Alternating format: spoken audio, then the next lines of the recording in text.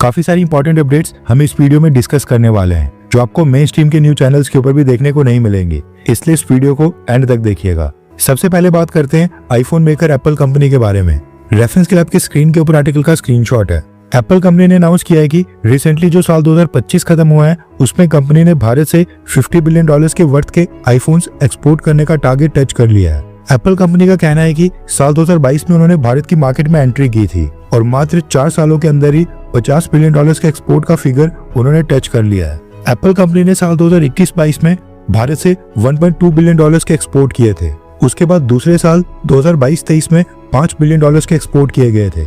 उसके बाद तीसरे साल 2023-24 में $10.3 बिलियन के एक्सपोर्ट किए गए और पिछले साल 2024-25 में $17.5 बिलियन के एक्सपोर्ट एप्पल कंपनी ने भारत से किए थे। कंपनी ने कहा है कि फाइनेंशियल ईयर 2025-26 के पहले 9 महीने यानी कि अप्रैल से दिसंबर 2025 के बीच उन्होंने $16.5 बिलियन के एक्सपोर्ट ऑलरेडी कर दिए हैं। यानी कि इस साल भी एप्पल कंपनी अराउंड 22 से 23 बिलियन के एक्सपोर्ट भारत की मार्केट से दूसरी कंट्रीज को करने वाली है। डोनाल्ड ट्रम्प ने जो भारत के ऊपर 50% के टैरिफ लगाए हैं उनमें कई सारी इलेक्ट्रॉनिक आइटम्स जैसे कि स्मार्टफोन्स, लैपटॉप और सर्वर्स को एग्जेम्पशन दी है, इसलिए एप्पल कंपनी भारत को लेकर काफी एक्साइटेड है। एप्पल कंपनी का कहना है कि वो भारत में और भी एक्सपेंशन कर रहे हैं और फ्यूचर में और भी काफी सारी डिवाइसेस वो मेड इन इंडिया के तहत भारत में मैन्युफैक्चर करने जा रहे हैं। एप्पल के बाद सेकंड नंबर के ऊपर है सैमसंग। डेटा के अकॉर्डिंग सैमसंग कंपनी ने पिछले 5 सालों में भारत से $17 बिलियन के स्मार्टफोन एक्सपोर्ट किए हैं, जो कि एप्पल के $50 बिलियन के कंपैरिजन में काफी कम है। एप्पल कंपनी की बात करें तो फिलहाल भारत में एप्पल की 3 फैक्ट्रीज हैं, 2 फॉक्सकॉन ऑपरेट कर रही है और एक टाटा। और भारत टोटल जितने भी स्मार्टफोन्स आज की डेट में दुनिया की बाकी कंट्रीज को एक्सपोर्ट करता है उसमें 75% बाय वैल्यू अकेले एप्पल के आईफोन्स ही होते हैं। नेक्स्ट अपडेट आ रही है भारत और जर्मनी को लेकर। न्यूज निकल कर आ रही है कि जर्मन चांसलर फ्रीडरिच मर्स अगले हफ्ते भारत की विजिट के ऊपर आ रहे हैं। जर्मन चांसलर 12 से 13 जनवरी तक भारत में होंगे और अहमदाबाद और बेंगलुरु भी विजिट करेंगे। जर्मन चांसलर अपने साथ बिजनेसमैन का एक डेलीगेशन भी साथ लाएंगे और इंडस्ट्री स्टेक होल्डर्स के साथ भारत में मीटिंग करेंगे। जर्मनी की इकोनॉमी इस समय स्लो डाउन फेस कर रही है। जर्मन कंपनीज जो अपनी मैन्युफैक्चरिंग, प्रिसीजन इंजीनियरिंग, इनोवेशन और हाई रिलायबिलिटी के लिए फेमस थी, ये सब अपने प्लांट्स को धीरे धीरे जर्मनी के अंदर बंद कर रही हैं। जर्मनी का जीडीपी ग्रोथ रेट इस समय 0.2% के अराउंड चल रहा है। ऐसे में जर्मनी अब भारत के साथ इकोनॉमिक टाइज को मजबूत करने के प्रयास कर रहा है। जापान को तो खैर हमने जीडीपी के मामले में क्रॉस कर लिया है, लेकिन जीडीपी के मामले में जर्मनी अभी भी भारत से आगे है। इसके साथ ही न्यूज निकल कर आ रही है कि जापान के फॉरेन मिनिस्टर तोशिमित्सु मोतेगी ये भी इसी महीने भारत की विजिट के ऊपर आ रहे हैं। भारतीय विदेश मंत्री जयशंकर सर जो फिलहाल फ्रांस और लग्जमबर्ग की विजिट के ऊपर गए हैं, वो वापस आकर जर्मनी और जापान दोनों के साथ मीटिंग्स अटेंड करने वाले हैं। इसके साथ ही भारत अपने रिपब्लिक डे के ऊपर चीफ गेस्ट की भी अभी तलाश कर रहा है। उसके बारे में भी कोई भी जानकारी अभी तक पब्लिक नहीं हुई है कि भारत इस साल किसको इनवाइट करने वाला है। नेक्स्ट अपडेट आ रही है भारत और वेनेजुएला सिचुएशन के ऊपर। दरअसल कम्युनिस्ट पार्टी ऑफ इंडिया के बाद भारत की मेन ऑपोजिशन पार्टी यानी कि इंडियन नेशनल कांग्रेस पार्टी ने भी वेनेजुएला की सिचुएशन के ऊपर एक ऑफिशियल स्टेटमेंट जारी करके अमेरिका के एक्शंस का विरोध किया है। रेफरेंस क्लब की स्क्रीन के ऊपर आर्टिकल का स्क्रीनशॉट है।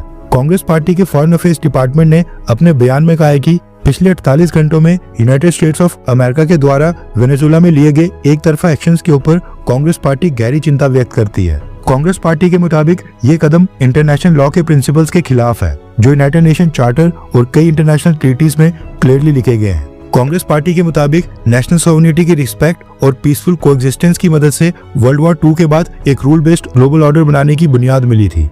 अगर यूनाइटेड नेशंस की क्लियर परमिशन के बिना कोई मिलिट्री या काइनेटिक एक्शन लिया जाता है तो इससे पुराने जमाने की पावर पॉलिटिक्स वापस से आ सकती है और ग्लोबल स्टेबिलिटी को नुकसान पहुंच सकता है।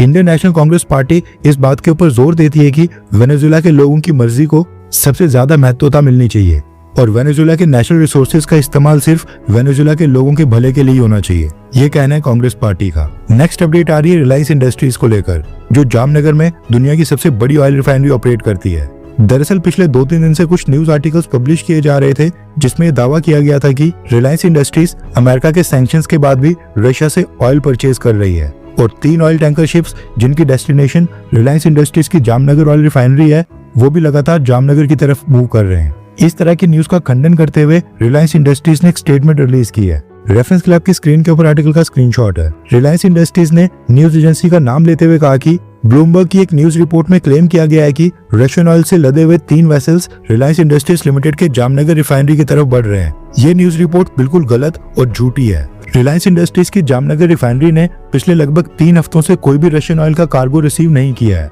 और जनवरी महीने में भी किसी भी रशियन क्रूड ऑयल की डिलीवरी की कोई भी एक्सपेक्टेशन नहीं है। हमें इस बात का गहरा दुख है कि जो लोग खुद को फेयर जर्नलिज्म का फ्लैग बेरर बताते हैं, उन्होंने रिलायंस इंडस्ट्रीज की तरफ से दिए गए डिनायल को कम्प्लीटली इग्नोर कर दिया, जिसमें क्लियरली कहा गया था कि जनवरी के लिए कोई भी रशियन ऑयल परचेज नहीं किया गया है और फिर भी एक गलत रिपोर्ट पब्लिश कर दी गई, जिससे हमारी इमेज को काफी नुकसान पहुंचा है। ये कहना रिलायंस इंडस्ट्रीज का, यानी कि रिलायंस इंडस्ट्रीज ने ब्लूमबर्ग को पहले से बता दिया था कि जनवरी महीने में वो रशियन ऑयल की कोई भी शिपमेंट रिसीव नहीं कर रहे हैं, लेकिन इसके बावजूद ब्लूमबर्ग ने उसके उल्टा आर्टिकल छापा। अब ये तो खैर पता नहीं कि ब्लूमबर्ग ने किसके कहने के ऊपर ये आर्टिकल छापा है, लेकिन ब्लूमबर्ग के इस आर्टिकल को कई सारे न्यूज चैनल्स ने कॉपी पेस्ट करके फेक न्यूज सर्कुलेट करना स्टार्ट कर दिया था। ब्लूमबर्ग एक अमेरिकन मीडिया कंपनी है जो प्राइवेट एंटिटी है और ये काफी अनप्रोफेशनल चीज है अगर रिलायंस इंडस्ट्री के डिनायल के बाद भी कंपनी ने फेक न्यूज को सर्कुलेट किया। ऐसी न्यूज से कंपनीज को काफी नुकसान पहुंचता है और आज रिलायंस इंडस्ट्रीज का स्टॉक भी एक ही सेशन के अंदर अराउंड 5% तक गिर गया है। फेक न्यूज के कारण कंपनी को कई बिलियन डॉलर्स का नुकसान हो गया है, क्योंकि सबको लगा था कि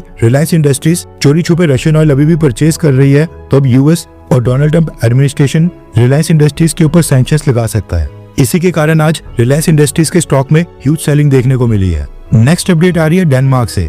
आपने कई बार सुना होगा कि US president Donald Trump Greenland को अमेरिका की टेरिटरी बनाने की बात बोलते हैं। ग्रीनलैंड डेनमार्क की टेरिटरी है और डेनमार्क के अंडर आता है। डेनमार्क वैसे तो एक नाटो देश है, लेकिन अब डेनमार्क ने नाटो को तोड़ने की धमकी दे दी है। दरअसल वेनेजुएला के प्रेसिडेंट निकोलस मादुरो को कैप्चर करने के बाद अब डेनमार्क डोनाल्ड ट्रंप की धमकियों को लाइटली नहीं ले रहा है। डेनमार्क को लग रहा है कि जैसे अमेरिका ने स्पेशल फोर्सेस भेजकर वेनेजुएला के प्रेसिडेंट को कैप्चर कर लिया है, वैसे अमेरिका ग्रीनलैंड में सेना भेजकर उसको भी कैप्चर कर सकता है। और ये आज ग्रीनलैंड की प्राइम मिनिस्टर ने खुद ही बोल दिया है और सीधा सीधा नाटो अलायंस को तोड़ने की भी वार्निंग दे दी है। रेफरेंस लैब की स्क्रीन के ऊपर आर्टिकल का स्क्रीनशॉट है। डोनाल्ड ट्रंप की फ्रेश धमकियों के बाद डेनमार्क की प्राइम मिनिस्टर मेटे फ्रेडरिक्सेन ने कहा है कि अब समय आ गया है कि हम सब डोनाल्ड ट्रंप को सीरियसली लें।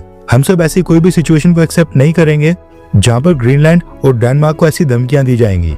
अगर अमेरिका ने सैन्य रूप से हमला करके ग्रीनलैंड को लेने की कोशिश की, एक दूसरी नाटो देश के ऊपर सैन्य हमला किया, तो सब कुछ खत्म हो जाएगा। सेकेंड वर्ल्ड वॉर के बाद से जो नाटो चलते आ रहा है वो भी खत्म हो जाएगा। ये कहना है डेनमार्क की प्राइम मिनिस्टर का।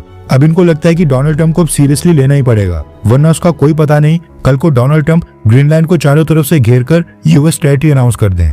इसलिए डेनमार्क की प्राइम मिनिस्टर ये नाटो अलायंस को तोड़ने की धमकियां दे रही है। नेक्स्ट अपडेट आ रही है ऑनलाइन भारत में सबसे ज्यादा ऑर्डर की जाने वाली फूड आइटम्स को लेकर। दरअसल स्विगी ने साल 2025 में उनके प्लेटफॉर्म के ऊपर सबसे ज्यादा कौन सी फूड आइटम ऑर्डर की गई, इसकी एक लिस्ट शेयर की है। लिस्ट के मुताबिक सबसे ज्यादा ऑर्डर फूड आइटम जो पहले नंबर के ऊपर है वो थी बिरयानी। साल 2025 में स्विगी को बिरयानी के 9.3 करोड़ यानी कि 9 करोड़ 30 लाख ऑर्डर रिसीव हुए हैं।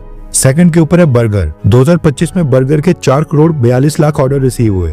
Third most ordered food item है pizza. 4 crore 1 lakh pizza order किए गए। और फोर्थ के ऊपर है डोसा। साल 2025 में स्विगी को डोसा के 2 करोड़ 62 लाख ऑर्डर्स रिसीव हुए। वैसे आप कौन सी फूड ऑर्डर एप्लीकेशन का इस्तेमाल करते हैं, जोमेटो या फिर स्विगी? नीचे कमेंट करके बताएं। नेक्स्ट अपडेट आ रही है भारत और ईरान को लेकर। दरअसल ईरान में सिचुएशन खराब हो रही है और जिस तरह से यूएस स्पेशल फोर्सेस ने वेनेजुएला के सिटिंग प्रेसिडेंट निकोलस मादुरो को कैप्चर किया है, उसके बाद से तो सिचुएशन और भी कॉम्प्लेक्स होते जा रही है। प्रोटेस्ट अब 9th डे में एंटर हो गया है। 15 से भी ज्यादा लोगों की जान चले गई है, जिसके बाद भारत की सरकार ने भी अब ईरान के लिए एक ट्रैवल एडवाइजरी जारी की है। रेफरेंस क्लब की स्क्रीन के ऊपर आर्टिकल का स्क्रीनशॉट है। भारत सरकार ने कहा है कि ईरान में जो रिसेंट डेवलपमेंट्स हो रही हैं, उसको देखते हुए हम भारत के नागरिकों को सलाह देते हैं कि अगले नोटिस तक भारत के नागरिक ईरान की यात्रा ना करें और जो भी इंडियंस करेंटली ईरान के अंदर प्रेजेंट हैं, उन्हें भी सलाह दी जाती है कि वो सावधानी बरतें। जिन एरियाज में प्रोटेस्ट और डेमोन्स्ट्रेशंस हो रही हैं, उनको अवॉइड करें और इंडियंस ऐसी प्लेसेस के ऊपर ना जाएं। इसके साथ ही इंडियंस को सलाह दी गई है कि वो लगातार इवॉल्विंग सिचुएशन के मद्देनजर भारत की एम्बेसी की वेबसाइट और भारत की एम्बेसी के सोशल मीडिया अकाउंट्स को भी फॉलो करते रहें, ताकि कोई भी अपडेट आए तो उन तक आसानी से पहुंच पाए। अभी कुछ ही दिन पहले यूएस प्रेसिडेंट डोनाल्ड ट्रंप ने ईरान को भी इन्वेड करके सेना भेजने की धमकी दी थी। ईरान में प्रोटेस्ट स्टार्ट हुए थे महंगाई, लो वेजेस और लगातार डिवैल्यूएट होती करेंसी को लेकर, लेकिन अब प्रोटेस्ट काफी वायलेंट हो गए हैं। आम लोगों के साथ साथ स्टूडेंट्स, शॉपकीपर्स, वुमेन्स, सब लोग सड़कों के ऊपर उतर आए हैं और डेथ टू द डिक्टेटर के नारे लगा रहे हैं। मुल्ला रेजिम को खत्म करने की मांग कर रहे हैं। ईरान में टोटल 31 प्रोविंसेस हैं, जिनमें से 26 प्रोविंसेस के अंदर ये प्रोटेस्ट चल रहे हैं। हालात धीरे धीरे खराब हो रहे हैं, इसलिए भारत की सरकार ने भी ईरान को लेकर एक ट्रैवल एडवाइजरी जारी कर दी है। हर 24 घंटे के अंदर जियोपॉलिटिक्स में बड़े फेरबदलाव और उलटफेर हो रहे हैं और भारत के लिए नए चैलेंजेस आ रहे हैं। कोई देश अपने फैसले से पलट रहा है तो कोई देश ब्लैकमेलिंग के ऊपर उतर आया है। सभी देश एक दूसरे को नीचे लगाने की कोशिश कर रहे हैं। इन सब के बीच हमारा भारत किसी भी देश से पीछे न रह जाए, इसके लिए मोदी सरकार लगातार कोशिशें कर रही है। एंड भारत की foreign policy, defence news, economy और ग्लोबल अफेयर्स का सही एनालिसिस हमारे चैनल इंडियन अफेयर्स का मिशन है, और ये मिशन आपके सपोर्ट के बिना अधूरा है। इंडियन अफेयर्स हिंदी के ऊपर हम सभी फैक्ट्स और डेटा बिल्कुल सरल भाषा में एनालाइज करते हैं, बिना किसी एजेंडा के। अगर आप चाहते हैं कि इंडियन अफेयर्स का सही और ऑथेंटिक एनालिसिस आप तक लगातार पहुंचे, तो इस वीडियो को लाइक करें और हमारे चैनल इंडियन अफेयर्स को सब्सक्राइब करके बेल नोटिफिकेशन ऑन करना मत भूलिए। आपका एक लाइक हमारे चैनल को ग्रो करने में काफी मदद करेगा, और एक सब्सक्राइब ये सुनिश्चित करेगा कि आप किसी भी इंपॉर्टेंट अपडेट को मिस ना करें। अगर आपने हमारे चैनल को पहले से सब्सक्राइब किया है तो दिल से धन्यवाद। जय हिंद, वंदे मातरम।